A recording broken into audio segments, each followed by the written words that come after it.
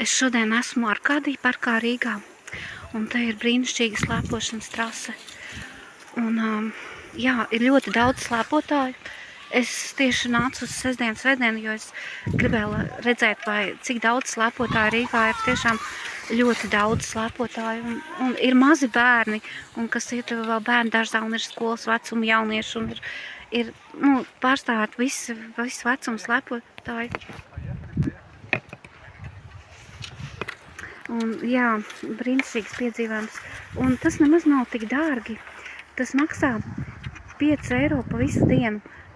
Komplekts ar slēpēm un nojām maksā, un slēpju zābakiem kopā maksā 5 eiro pa visu dienu. Var slēpot no rīta līdz vakaram. Tā kā, jā, iesaku visiem, vienkārši superīgi. Te ir manas slēpītas, tā esmu es, jā, un te ir manas slēpju zābaki un slēpes, un šeit ir arī nojas. Atā visiem.